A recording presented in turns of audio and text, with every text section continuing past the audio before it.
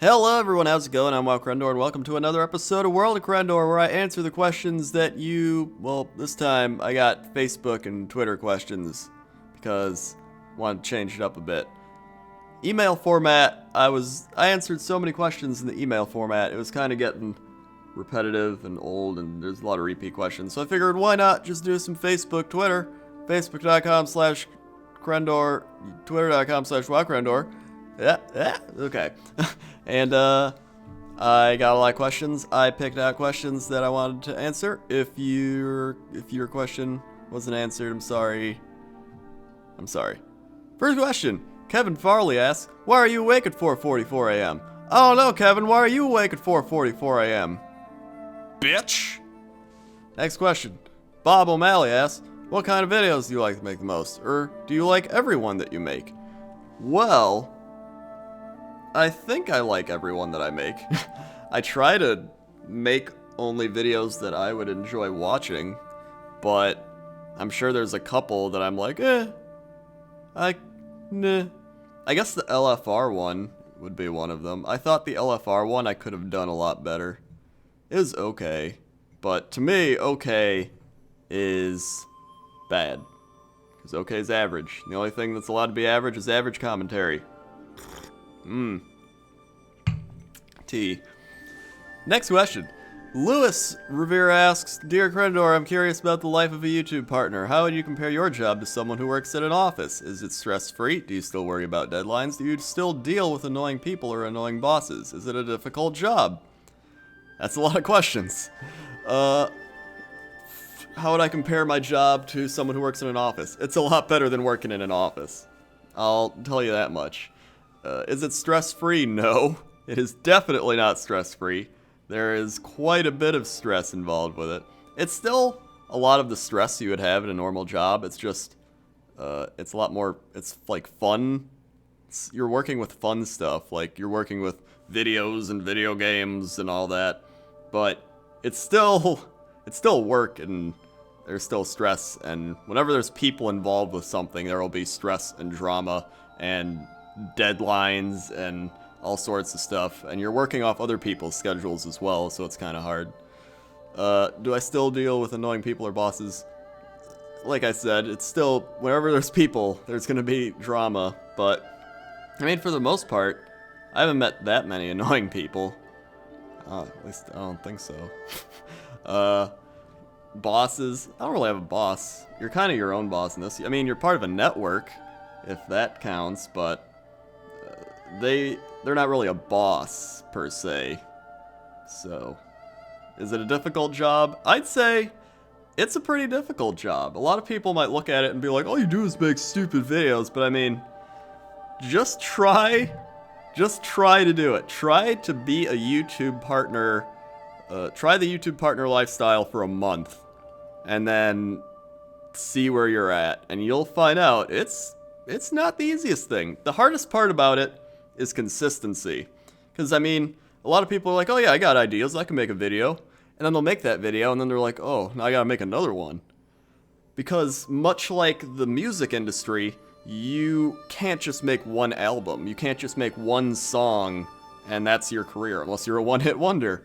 Which, people that are doing YouTube as their career, they're not one-hit wonders. They're not those people in the music industry that make one song and are done. They're not those people in their acting careers that only make one movie or, you know, TV shows. It's just like any entertainment industry. And that's what it's all about, is just consistency over time. Can you produce quality content that people want to watch over time? That's what it's about. It's art. And then on top of that, you gotta be pretty good at business. Which, most big YouTube partners I meet are pretty good at business. You gotta be good at business once you get up there. And, lucky for me, I find business as like a hobby. I read a lot of non-fiction books and business books, and it's just, I enjoy business. So yeah, I think that answered the question. Next question, Finn says, are there times you wish you had what some people would consider a normal job, e.g. 9-to-5 office job? No. Let me tell you something. Working from home was like my life goal. And I'm not even joking. When I got out of high school, I was like working from home. Even in high school, I was probably like working from home is my life goal.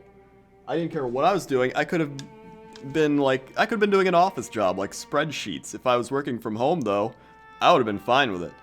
And the fact that I obtained that is probably the most enjoyable part of being a YouTuber. It's not like the fame or anything. Like people are like, oh, do you like the fame? I'm like, not really. Actually, being an introverted person, I don't really care for fame. I mean, I just like making videos and having people watch them. I wouldn't care if people, like, I don't know. I don't like the whole idea of being a famous person that's like, oh yes, give me attention. Like, that's just not me. But I like people watching my stuff. It's kind of like if you're maybe a comedian and you just go out and you tell jokes and like your audience laughs, and I like that, you know, you're making people laugh, but then I don't care if those people like want to follow me or not. It's just like I just like making people laugh. It's what I do. This is green pineapple. Green tea with pineapple and ginger. It's wonderful. It's wonderful. Next question. Cassidy asks, what would you do if YouTube was shut down? If YouTube was shut down, I would move on to a different video site, because I mean, a lot of people say that. They're like, what if YouTube was shut down? Well, if YouTube was shut down, there would be something crazy going on, because YouTube wouldn't just get shut down. I mean, when you think of the internet, you think of like all the big sites, which are like Facebook, Twitter, YouTube. Those are like the big three when you think of the internet. Like when people are like, I want to go on the internet, what do I do? They're like, oh, you go on Facebook, go on YouTube, go on Twitter. Or Google. There's the other one, Google. But YouTube is actually the second most used search engine as well, behind Google. And YouTube gets more searches than Bing does, so that's a thing. Because people will hear about something, and they'll look it up on Google, and then right after that, they'll be like, oh, well, now I'm going to go look it up on YouTube. Or maybe you won't even look it up on Google, you'll just go to YouTube. Like if you hear Obama does the chicken dance at presidential election or whatever, you're not going to go to Google to be like, oh, you're going to be like, I'm going to go to YouTube to see it happen. And that's kind of what YouTube's become. It's also become a place for content that is consistent in quality, like a television show, really. But it's a more personal television show in a way. And that's what's awesome about YouTube, and that's why it pushes the old media, like, that's why it's old media, because it's, when you have that's what was so intriguing about YouTube to me when I first started, is you're such on you're on a personal level with that person. So, I mean, there's a lot of people that vlog daily, and people are like, how could you watch those people? All they do is just videotape their lives. And it's like, that's it. You're literally watching a reality show, but it's real. You're not watching a fake reality show that's edited with producers and all that crap. You're watching somebody, like, they're like real life. And sure, they can edit it afterwards, but it's not like they're like, okay, get set for walking into the park, scene 1. And I think that's part of the internet, is it's just the freedom of creativity. And so I like that. And I think a lot of other people do as well. And the fact that you can just I'm like getting away from the question too. I would just move to somewhere else if YouTube was shut down. Or if like video online was shut down for some reason, I would just become a marketer probably. Because I mean, most jobs require 3 to 5 years experience, and I've been doing YouTube for about 4 years now, and you just gotta be like, hey, I built an internet brand that got really big, and they'd probably be like, oh, well, okay. Because I mean, that is experience, you're working. I know, you can't really think ahead. I mean, I could think back 5 years ago and be like, oh, what are you gonna do 5 years from now? I'd be like, oh, I don't know, because YouTube, I didn't even have a YouTube account, so how am I supposed to figure out that I was gonna be on YouTube? The questions. Joshua Peters asks, Dear Crendor, how did you and Jesse Cox meet? It's pretty uneventful. It was about a year and a half ago. I think it was a year and a half ago. It was around a year and a half ago. And Jesse messaged me and he was like, hey, you want to work on a WoW video? Because I saw you're into WoW stuff and I wanted to make a WoW video. And I was like, okay. And then we threw some ideas back and forth and we never ended up doing any of it. And then I think we made the Hide Your Kids, or Hygel Kids. It was like that music parody thing. Majigger. And then we made Crimnox. And that happened. And then I met Jesse at BlizzCon, and then after that, we started doing more and more stuff. And then now we're like, we're team. We're team! Yay. Moving on. Adam AJ Calantes. I don't know how to say that name. I just butchered it. If you choose one race to be playable next in WoW, what would you choose? Grummels. That was easy. Grummels. I would play a Grummel instantly. I guess, what else could I do? No, it would be Grummels. Superfroke on Twitter says, do you think the new honor system in LoL will be a success? I didn't really look into it that much, but I just saw it the last couple of days. And I think the new honor system in LoL it's cool. I mean, now you can see if someone is a good player and get rewarded for actually being helpful to their teammates and all that kind of stuff. But then again, if you play with your friends, they could probably just bump you up in that category, which is something that I was kind of worried about. So I don't know. It has its ups and downs, but I don't think it'll hurt it at all. So whatever. Dean says, hey Crendor, what do you think of the lore and storyline of Pandaria and the Pandaren race? I really enjoyed the lore. It was kind of cool because there's like all the Shah, and I don't know. I thought it was really cool. I mean, I'm not a big lore person. I don't read the books. I never was really into the lore. Like, people talk to me about the Warcraft lore, and I'm like, I feel like I should know more about this. But I don't. So, I enjoyed it. I enjoyed reading all the little scroll things and reading more about the lore, and yeah, I think it'll be a fun expansion too. I've been enjoying it so far. I think there's a question about that later. Caleb asks, do you think you will ever quit WoW for life? Wait, does that mean I'll quit WoW to have a life? Because if that's the case, I did that a while ago. I did that a long while ago. And by that I mean like hardcore playing WoW. Like, I'm a casual player now. But by casual, I mean I still go on every day, but I'm not like, I'm gonna play for 8 hours today. I go on for like an hour.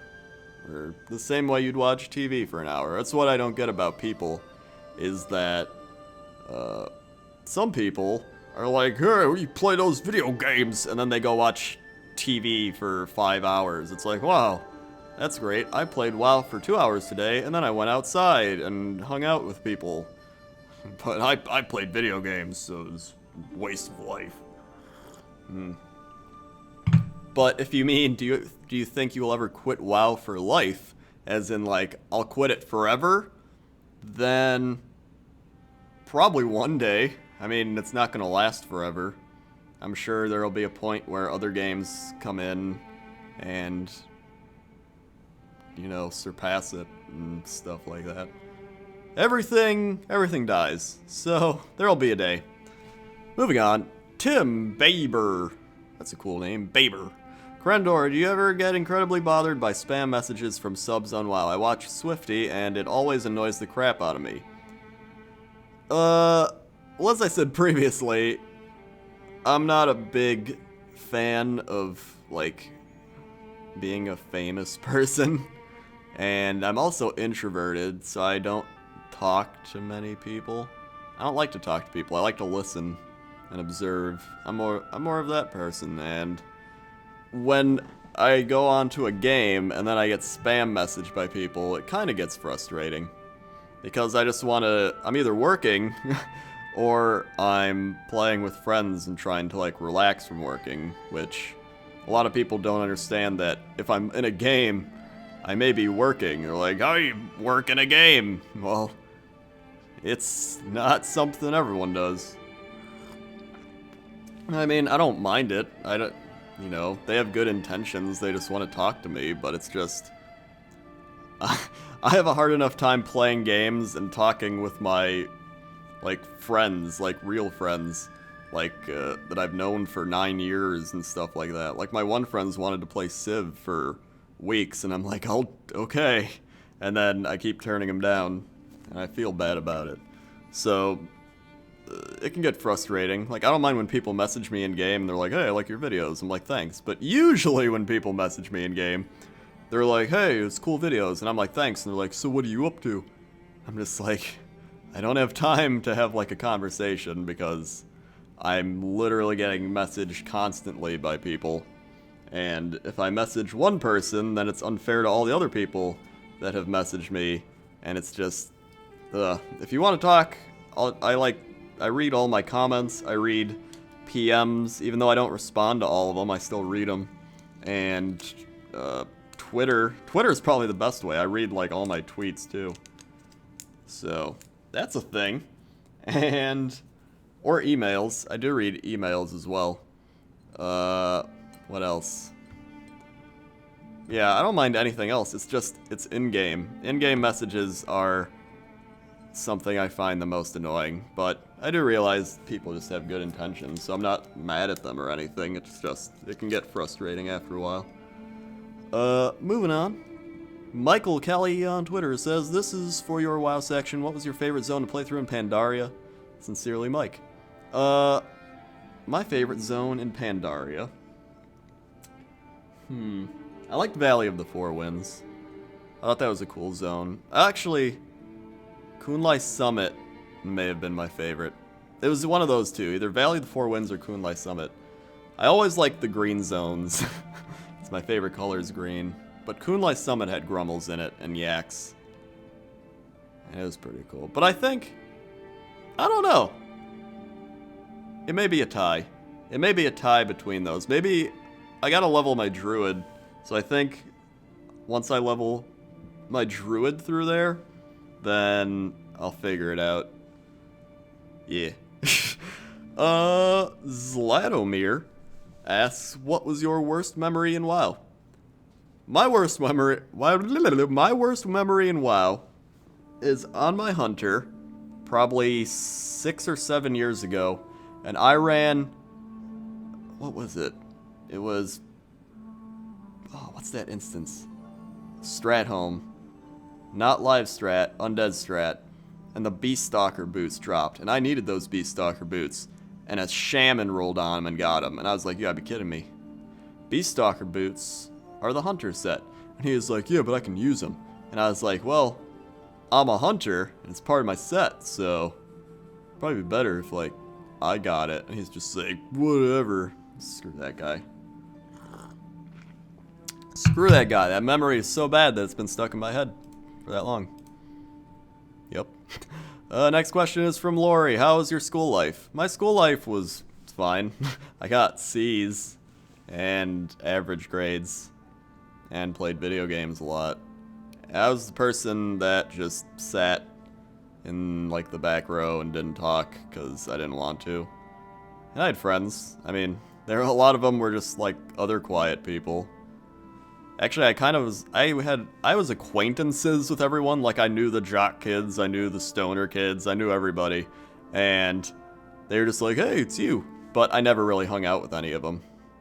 And the only high school friend, and really school friend I still hang out with is one of my, like, friends that's into business.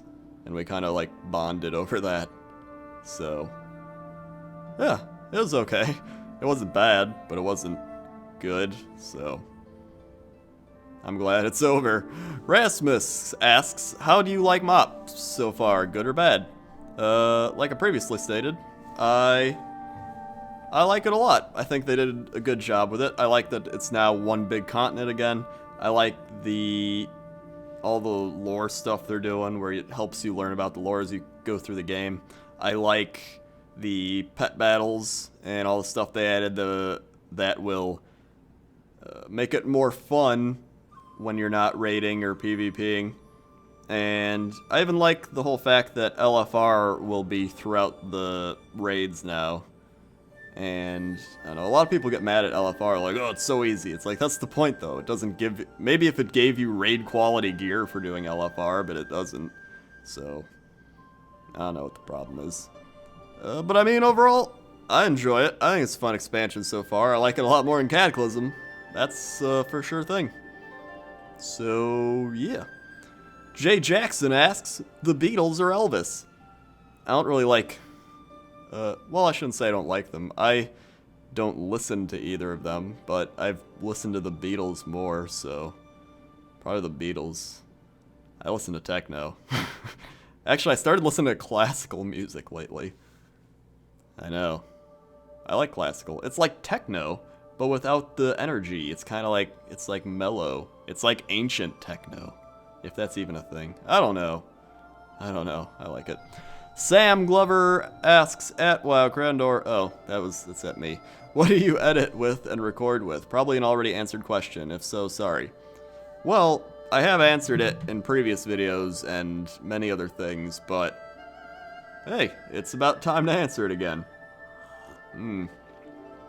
I edit with Sony Vegas. Right now, they just released Sony Vegas Pro 12, which is what I have. I like it more than Adobe Premiere. I don't like the UI and interface of Adobe Premiere. And I use Audacity, which is free for audio. It's really good, and it's free, so it's something you should get. That's Audacity, Audacity. I use Fraps to record stuff, because Fraps is the best. A lot of people are like, Fraps creates files that are too big. That just means you need a better computer. There's really no other way to put it, because if your computer can't handle like making Fraps files and doing all that, it's likely not good enough for video editing, which is a very intensive hardware and software like task. Like, it puts a lot of power, or what's the word? Not power. Puts a lot of like, I don't know. It puts a lot of stuff on your computer. I can't think of the word. Stress. It puts a lot of stress on your computer, and you need a good computer for it. Like, there's no... And now people want HD video on top of it, so it's quite a bit of stress being put on your computer. I remember, on my unreleased Cataclysm trailer, my computer kept crashing when I tried to render it. It was so frustrating, and I had to end up rendering it in small clips, and then rendering all those clips together. So, back when I had a crappy computer, I found ways to make it work. So, if you want it bad enough, you'll get it. Life lessons. Life lessons here with WoWcrendor. Eric Nader asks, have you met someone IRL that you first met online? I have. I've met many people in IRL that I first met online, actually. Danielle /trade chat. Jesse. Cheeb, Trish. Rarbug. Crycoda. There's a lot of people, actually. Dodger. Who else? Oh yeah, Clint, Mindflame. I mean, I've met a lot of people. That Coco, nobody really knows who Coco is, but she's cool. You may have seen her, actually. Who else? Danielle's fiance. And Ian Beckman. I mean, there's a lot of people. Oh yeah, I met Lewis. I didn't really meet Lewis online, though. I just kind of met him in person. So, that's the thing. I mean, most people you meet online are the same in real life. And especially after you've talked to them for a while online. Like, nobody is really super fake, and then you go and meet them in person and they're just totally different. Like, they're pretty much exactly the same. At least from my experience. Dominique Canis something asks, what game do you plan on playing once you finish Banjo-Kazooie, or do you not have any planned at all? I don't mind either one, but it's still interesting to know. Also, will you and Jesse be able to beat Revelations? After Banjo-Kazooie, I plan on I don't know what I'll play after it. I do plan on playing something. I might play Banjo-Tooie. I haven't decided yet. But I like playing one game at a time, because then I'm able to beat that game before I move on. So that's kind of my strategy behind that. And it's worked pretty well so far. And we'll be able to beat Revelations. Yeah, we're going to beat Revelations. It's an extremely painful process in which we've replayed many levels multiple times because of continuous deaths, but we'll beat it. We will beat it. It's an extremely painful experience. And the final question. John Luke Holmes asks, some people say that starting out on YouTube is hard as larger channels have an advantage, when in fact it is like inventions. There are probably hundreds of good inventions out there which haven't gotten anywhere due to poor backing at the start. Same for YouTube. I've seen plenty of good channels which haven't uploaded in 6 or so months, and their last video is something to do around the basis that they are stopping with YouTube. Discuss. Oh, so they usually make a video where they're like, hey, I'm just done with my channel. I mean, YouTube is tough. A lot of people, like I said before, a lot of people just look at this and be like, oh, well, you just make videos on the internet. How hard could that be? I mean, when you put in all the stuff, all the factors that go into it, there's a lot of factors. I kind of wanted to make a video where I just showed the process of making a video. And I don't know. I think I still want to do that. I think it'd be cool to just show everybody, because not everybody knows, really. First off, you need the idea. And it has to be an idea that people are actually going to like, because it's hard to please people. I found that out many a times in many of ways. Then you gotta make the video. And you gotta upload the video. And you gotta market the video. And then you have to continuously do that and grow your channel. And the hardest thing now is, unlike, when did I start? Like, I started almost 4 years ago. Back then, you didn't have as many people starting. Like, it's just a fact. There were not as many people on YouTube, primarily because you couldn't make money from it back then, so nobody really cared. And at least a lot of the people trying to get into it now, because whenever there's money to be had, people are like, let me get some of it! And, you know, as technology keeps advancing and YouTube keeps advancing and growing, more people find out about it, more people will go to it, and so it just becomes bigger. And if you look at a lot of the big YouTubers, they did start a long time ago, like at least 2 to 3 years. And there are some that have only started a year ago or so, but I mean, you're starting to get very few of those people. And the problem with, as YouTube grows and more people try to get into it, is people have limited time. And when you have, say you're subscribed to like TB, Jesse, Yogg's Cast, Sly Fox, Super Hacksaw Nova, PewDiePie, and like all these people, right? And me!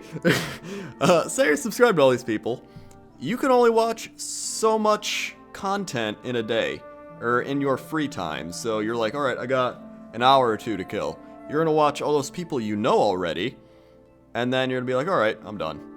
And then the next day, maybe you can watch more of their content that you missed. And then they'll have new content out, and you keep going. So you kind of get that group of people that you watch and that you subscribe to because you expect quality content. You know they're going to create quality content, or the majority of the time, quality content will be produced. The hardest part for new people is you have to earn someone's trust that you're going to produce quality content on a consistent basis. And that's easily the hardest part of being a new YouTuber, because there's so many people.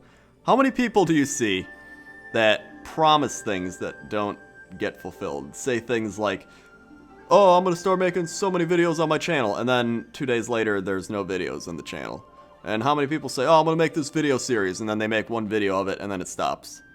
You know, it's like, that happens with so many things. People do that with blog writing, website making, video production. I mean, real life things it happens with too. It's like people like the ideas and the fantasy of it all, and being like, yeah, I can't wait to have that happen in my life. And then they start to do it, and then they're like, oh, this is a lot of work and dedication. And I mean, that's why all these people that are big on YouTube did it as a hobby. They kind of did it either because they wanted to have a stage to be on, to have people view their work or their personality or whatever. And, you know, they never did it for money, and that's why so many people are doing it now. And I think that's why there's so many Let's Plays too, is because it's really easy to make content, and it's just like, hey, I'm talking over the game. But even Let's Plays can be hard to make, because you need to be playing the game and then making it entertaining as you're playing it, which it's not the easiest thing in the world. So, I mean, there's so many factors that go into it, but I'd say the number one thing is just consistent quality content and people having trust in you that you're going to produce that consistent quality content. And yeah, so I think that answered the question. It's not easy, and it's definitely getting harder as time goes on, not gonna lie. So if you're somebody that wants to get into it, I'd start now, because before you know it, you're gonna be left in the dust. And you may be a really good video content idea person, so that's the thing. That's the thing. Oh, how long have I talked for 32 minutes? Yeah. Alright, so that's all the questions I got. And thank you for listening. I might try another one of these. Leave your comments if you like this more than the usual WoWcrendor with the emails. And, yay. I also got a Go shirt. It's districtlines.com/WoWcrendor. My Go shirt came. I should make a vlog with it on, because that'd be a cool thing. I also got Get Out of the Fire cups, which I'm extremely excited about. I already got my Get Out of the Fire cup. districtlines.com/WoWcrendor. Shameless promotion. Facebook.com/Crendor, Twitter.com/WoWcrendor, WoWcrendor.com, YouTube.com/WoWcrendor, buy my shirts. Okay? Okay. Bye.